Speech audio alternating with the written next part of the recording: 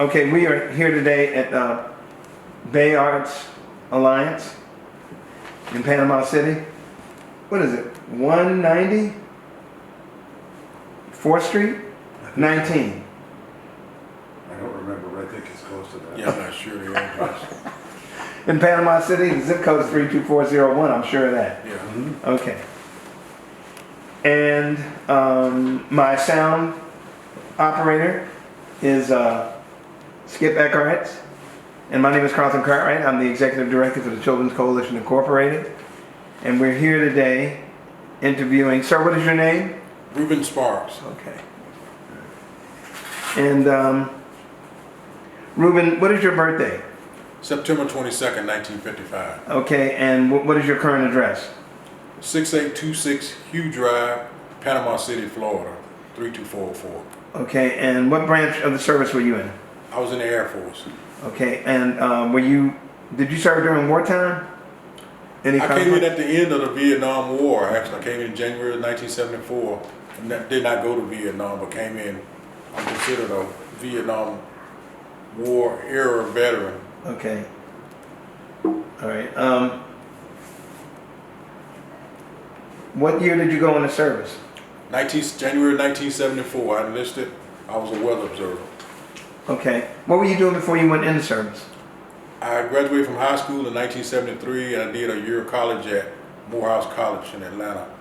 Then I went into the service. Is that where you grew up? I grew up in Tuscaloosa, Alabama. Mm-hmm. Graduated from Druid High School, Tuscaloosa, Alabama. What did you major in college? I was just a general major in Morehouse. I was studying engineering, pre-engineering. Mm-hmm. Then did a year there, and then I enlisted in the Air Force. Okay. And where did you go in? I went in through Atlanta, Georgia. Uh-huh. Like I said, I grew up in Tuscaloosa, Alabama, and went to college in Atlanta, and then I just went in the Air Force from Atlanta. Where did you do basic training? I did basic training at Lackland Air Force Base, San Antonio, Texas. Right, okay. And how long was it? I think it was 6 weeks long at those days. Yeah. 6 weeks long. Do you remember any of your instructors? Sergeant Gabriel and Sergeant Hoots. They etched in your mind for years and years. Gabriel and Hoots, I remember them very well. 1974. When this is over, I'll tell you the name of mine. Boy, we went at it. So anyway, Yeah. Sergeant Sauer, S-A-U-E-R. I will never forget him. So anyway, what was your AFSC? I was a weather observer. Right, yeah, you told me. Yeah. Where did you go to school for that? Where was tech school? Tech school was at Chanute Air Force Base. Illinois. Rantoul, Illinois. It's been shut down since then. Okay. How long was tech school? Tech school was it was a longer one, maybe 3 or 4 months as I remember. Okay. All right, so it was like 12, 16 weeks. Okay. Yeah, it was something like that. And did you go on leave at any time up to this point? No, from basic training to tech school, I didn't go on leave until I got through with tech school. Okay. All right, and then, so you went home? After tech school I did. I went to Charleston Air Force Base. That was my first duty assignment, doing weather there. Okay, okay. How long were you there? Stayed at Charleston for about a year and a half. I was the last weather observer at Charleston. Charleston shares a runway with the civilian airport. Uh-huh. So we were doing all weather observations and forecasts on both sides of the runway, and they ended up not doing observations. So they sent all the weather observers, the young enlisted guys, they sent us away. So I stayed there about a year and a half, and I went to Scott Air Force Base in Illinois. Uh-huh. And what did you do there? Still in weather, but I worked in weather liaison. Scott is the headquarters for Air Weather Service. Uh-huh. So I worked in a liaison office. We were checking everybody's weather, like thunderstorms, and bases were having problems. They were calling in to us, and we would verify their position and stuff. I didn't do regular weather observations. I worked with the wing office, and like I said, we call it Military Airlift Command, but they would fly planes all over the world, and we'd have to just kind of make sure that they understood the weather problems at their base. So we were talking to people at McGuire or Travis or whatever. So Okay. I didn't do actual weather observations. I had a good time though. Okay. I enjoyed it. as a little boy, for some reason, I always remember somebody interviewed Chappie James when he was over Mac, Yeah. and he was talking in front of a big map showing where all the planes were. And when I got there, that's where I used to work. And when I went in there the first day, I always remember, so that was where he was. Huh. He had long since left, Right. but he had been over that command there, so it was exciting working there. Right. Okay, cool.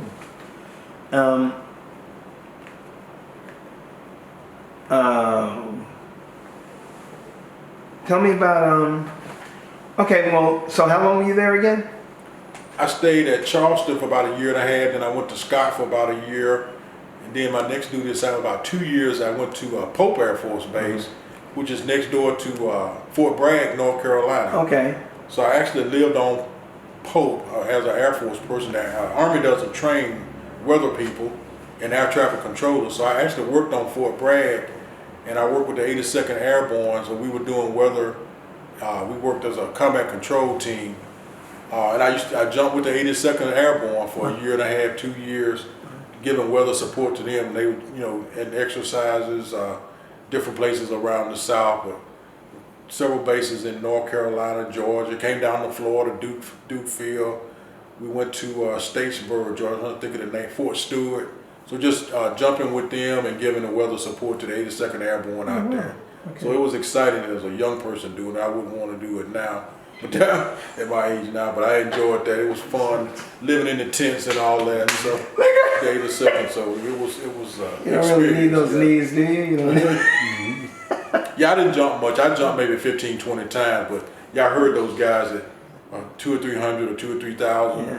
all back problems, knee problems, and it wasn't fun. Yeah. Right. Yeah. Yeah. It wears out the body. Yeah, The body will express itself. Yeah. Okay. So, where'd you go after that? I got out after a while, and I got out of the Air Force and went into the Air National Guard. That's where I finished college. I finished college and I came back in commissioned. And that's why I spent all my commission time as an intel officer. Okay. All I right. went to Goodfellow Air Force Base, and then I spent my Where's time. that? In San Angelo, Texas. That's where the intel school is. Oh, okay. Yeah, Goodfellow. It's not a big base. Planes don't land there, so intel classes are there. I think they also teach. I remember jogging. They used to teach the guys at the fire department. They had a school there. Some other schools are there, but if you put your finger on what you think is the middle of Texas, that's close to San Angelo, but that's Goodfellow Air Force Base. Okay. Okay. I never heard of that ever. Wow. So, Air National Guard, how long did you stay in? Did you finish 30 years or? Between the air, but I came back in, I've got about 35, 36 years in altogether. I had 20 years in the Air Force, about 15 or 16 in the Guard, going back and forth between the two of them. I didn't realize they counted all my time. Like I came in first enlisted, so I got counted from the first day. So, like I said, maybe 13 or 14 of those are with the Guard. Good. So I've been in and out, like I said, retired regular Air Force. So Congratulations. it's been good. It's been good. Congratulations. There are a lot of good days, some bad days too. Okay. I enjoy intel. Were there ever any casualties in your units? No. A few people got hurt, some small injuries, airborne and jumping, but a few ankles. Some of those big days when you have a bunch of C-130s and 141s, everybody in the air. A few people hurt their ankles. Never really been in combat. I got stationed I was doing intel at Aviano Air Base In Delivery Guard, In Italy? and some of the planes flying out with the Balkans missions were flying there. We had a few tense days. I'm trying to think. Nobody ever got hurt. And when I was at Tyndall, September 11th, we were considered a base where they sent people in to deploy. So I didn't deploy anymore after that. Everybody was being sent there to help us, so I didn't deploy anymore. Nobody really got hurt.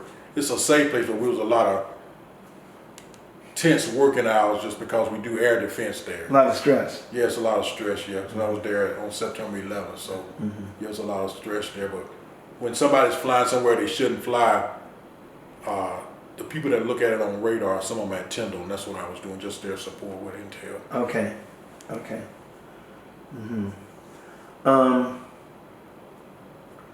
Wow. Did any of anybody out of your unit get what besides the PTSD, besides the stress, anybody get physically hurt as a result of 9/11? Nobody got hurt that I know of. One of the people that I work with, his brother was in one of the towers that got killed. Really? Yeah, Colonel Arias, he does public relations, and his brother was in one of the towers that got killed that day. I actually had a cousin that was working in the Pentagon that day, and he was on the other side of the Pentagon, so he wasn't hurt. I had a friend working in the Defense Intelligence Agency, and he said he looked out of the window and saw one of the planes, but nobody that I personally know got hurt, but several of them were close. And like I said, Don Arias, he's the only person I think I know that actually got somebody that physically that did die. Right. I spent most of that day in Intel. Something was going on with our classified system, so I was in there. I would remember doing a lot of faxes for sending out information to the units because they were launching planes, and I spent time just doing classified faxes that day because some of them had their student units wouldn't work to give, or you could talk on the phone secure. Right. Some of them out in the field wasn't working fine, so I spent all my day just sticking sheets of paper in there and getting people information out to get the planes going. Gotcha. Yeah. Okay. Okay. What did you do when you came out of the service? Or for active duty?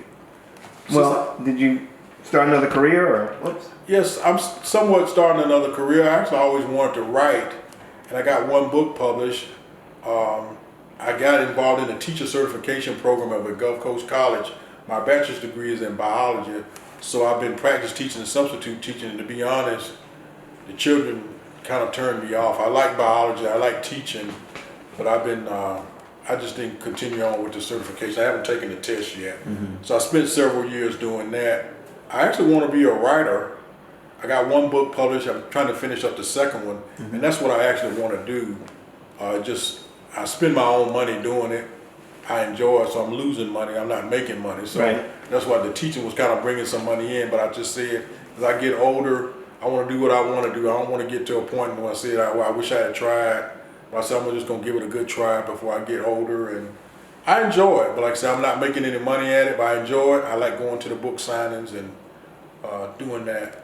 But I mentor, but I'm not working anywhere this year, not 9 to 5. So I spend my days writing, or I got a few other little writing projects that I'm trying to do. Some of the other organizations that I work with. Okay. Did you receive any, what awards and medals, citations did you receive from the military? Military, I received a Meritorious Service Medal. Working in Avion, I mentioned that I did work in the NATO Medal, several Air Force Outstanding Unit Awards, organization awards, enlisted Good Conduct Medal. I got both. Yeah, I got quite a few. I feel good about my time, and I was proud. One thing, it was not necessarily an award. For my intel grade for 1st Air Force, I was elected the best intel officer in my grade for 1st Air Force. So I'm proud of that. We went through an ORI that I was the lead person for our intel division, and we received a superior rating. So those type of things I'm very proud of. Okay. All right. While you were in the service, how was the food? Food's always been great in the Air Force.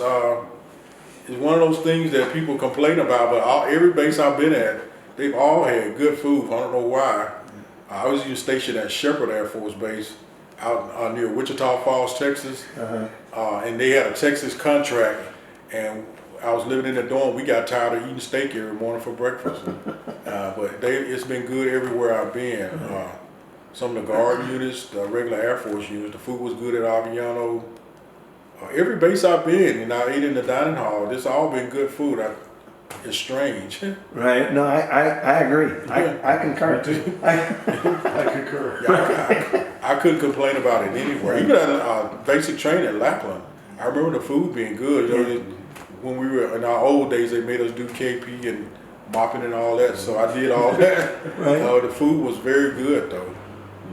Yep. Sure was. Okay, so how did you stay in touch with your family while you were in the military?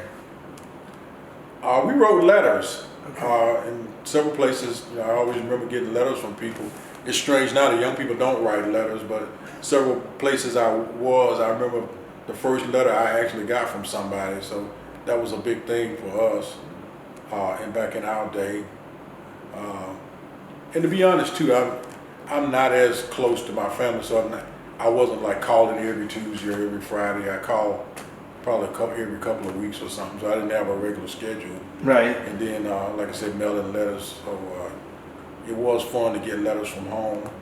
So I do always remember that.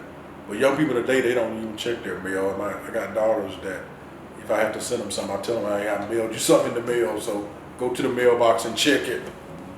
I hear you. Yeah, It's another world. yeah. It really is.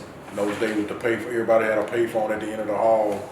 It's weird that everybody got a cell phone, but I remember those days of sticking quarters in the payphone and, you know, everybody waiting in line to talk on the phone. Besides the places that you've already mentioned, what other places have you traveled to while you were in the service, whether you were in the guard or on active duty? A lot of places. I enjoyed. Went to a guard base in San Francisco. I enjoyed that because it was near this Presidio downtown. I enjoyed that. Savannah, Georgia. Had some good experiences there. I'm trying to think. Most of the bases, I'm trying to think, Texas, Arizona. I took a class at Fort Huachuca, Arizona, near Sierra Vista, Arizona. Everybody complained about it, but I had a good time out there for a while. Took a class out there. That's where the Army teaches intel. I was trying to think, Arizona, New Mexico, Kirtland Air Force Base, Albuquerque, New Mexico, Salt Lake City, Utah, Okay. then Hill Air Force Base. Beautiful. Yeah, so I enjoyed being there. I got some pictures of. I never did try to ski, but I went snowmobiling. Mm-hmm. I wasn't there long enough to take skiing lessons or get good at it, but I drove a snowmobile into a ditch a few times, so I enjoyed that. I've been down to Key West, Florida. We had some units that used to deploy down there, and actually got a chance to spend some time on some Coast Guard cutters. I went out on the Mohawk. That was fun. I didn't realize what was going on, but we go down to Key West and then get a helicopter and fly out to the ship, and they load you onto a ship and you do a patrol out there. So I wouldn't want to do that forever, but it was fun being out there for a few days on some Coast Guard cutters. So I enjoyed that. How'd you get along with officers and your fellow soldiers? I get along with them very well. The officers the pilots, everybody say pilots got an unusual reputation. And to be honest, when I first got commissioned, a lot of places didn't have a lot of money. So when we deploy somewhere, I usually had a pilot as a roommate. So a lot of times getting to know them by themselves, it was fun. They nice guys and all. But when they get in a group, I usually go the other way somewhere because they had different set of rules to live by than everybody else. And they go out there on the golf course and start drinking and do this or do that. And I don't know if I need to be doing that, so I go somewhere else. But most of them by themselves are all right. Right. I got to know a lot of them over the years. It was fun for a while because when I flew a lot, I used to see some of us flying a civilian aircraft. But it's probably been 10 years since I've flown on a plane where a pilot that I know was flying it. Right. Because some of them used to fly for Southwest and Delta. But it's probably been 10 years. But just getting to know some of them, it was fun for a while. But like I say, everybody talks about them in a group. Ladies like them, so they always get always ladies hanging around them, man. But like I said, when they start doing something weird, I said I'm probably not gonna get out of trouble like they are. So I kind of drink my little beer and head out the back door. Okay. All right. I remember doing that quite a bit. Right.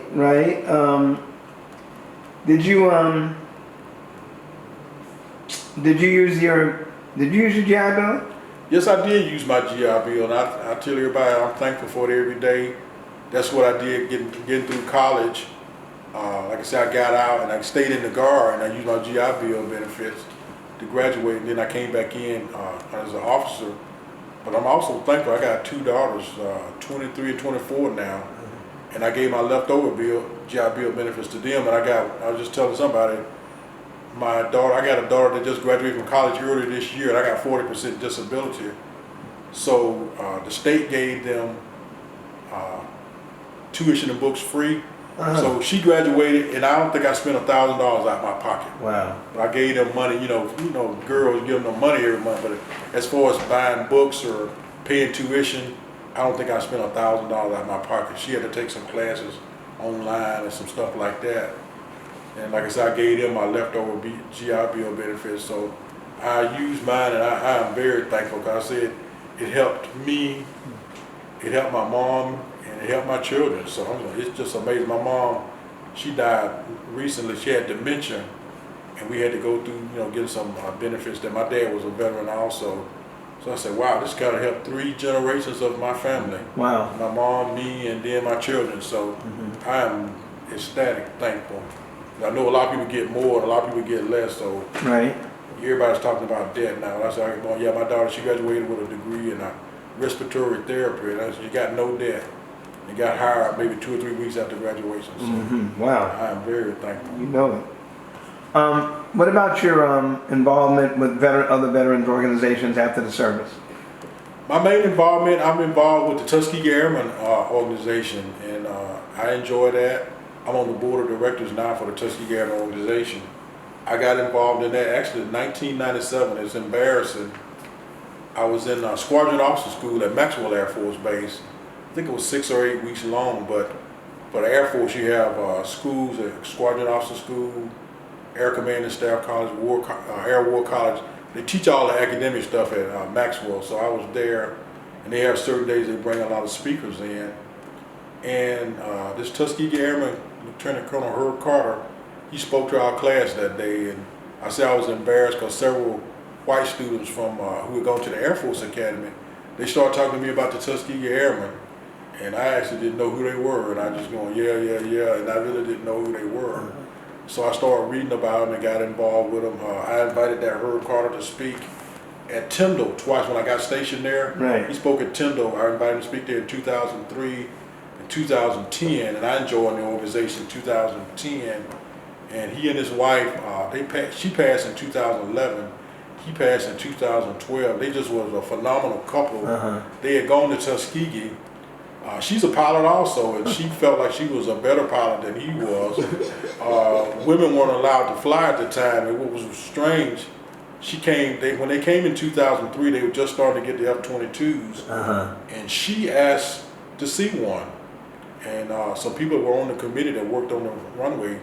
I hadn't even seen them, so they drug one out and let us look at it. They didn't let us touch it, but the 2 of them got a chance to see that F-22 aircraft. And again, he came back in 2010 and was fully functional by then. But I would later learn that her name was Mildred Carter. She was the first African-American woman to get a private pilot's license in the state of Alabama. Really? Saw some pictures of her. But what they used to do on dates when they're in the 40s, she flew a civilian aircraft and he flew a military, but they get up, they pick times to fly together, and they fly around central Alabama together in 2 different aircraft, just kind of following each other. So that's something for an African-American couple in the 40s to be flying like that. But with women, like I said, she couldn't fly a combat aircraft. But they were excited. But I stayed involved with them. We're not doing well attracting young people to the organization, but it's just so exciting to listen to some of their stories, because I've met probably 20 or 30 of them over the years, and just talking to them.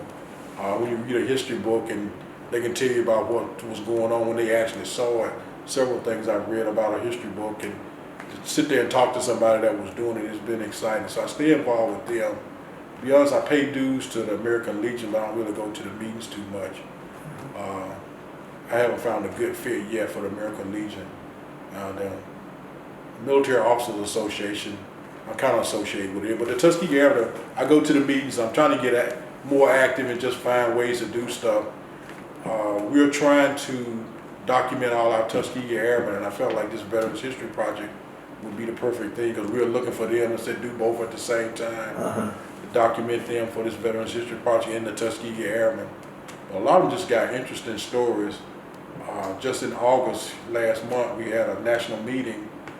The Tuskegee Airmen were invited to fly in the first aerial gunnery meet, 1949, in Las Vegas. And they won their propeller division. Jet aircraft was coming, propeller aircraft were there, so they had two divisions. So these Tuskegee Airmen, they won the propeller division, but the Air Force lost their records, so nobody ever knew who won. And it was found in the mid to late 90s, so they got credit for winning, but they were considered the first Top Guns. That's what everybody calls them now, Top Guns. So I got a chance to talk to them and listen to their story. Right. 2 of the 4 of the team were still alive, and they talked to the crowd about what it was like to win. And seldom said everybody knew we won. They just didn't want to admit it at the time, being African Americans. And they were flying the outdated aircraft. They would eventually fly the P-51, but they were flying the P-47 doing this aerial gunnery meet. So it was just exciting listening to them. And I like listening to a lot of people got stories to tell about the military. And I enjoy listening to them and just talking about it. So I had a lot of good days in the Air Force, some bad days, and it is what it is. So you do what you got to do and move on. Did you maintain any of your friendships from the military? A few. I do talk to a few people. We all say we're gonna stay in touch, but I don't really have good friends where that we still do keep in touch.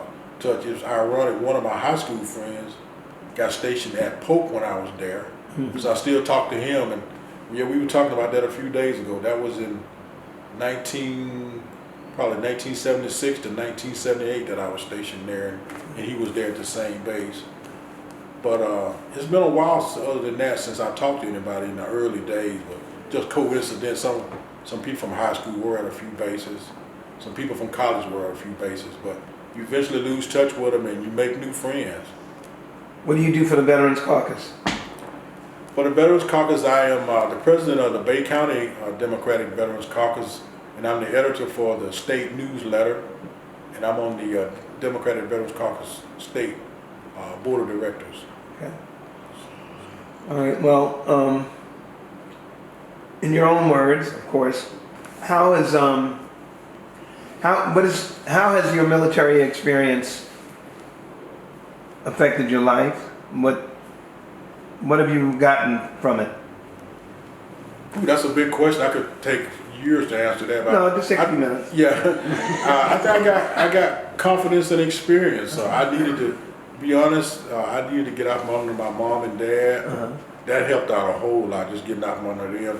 And I know they had good intentions, but it helped getting out, helping making money, and just visiting new places. Like I said, even just my first base, Charleston. I loved it there. Had a good time, and just Aviano Air Base. I almost just kind of wanted to stay there forever.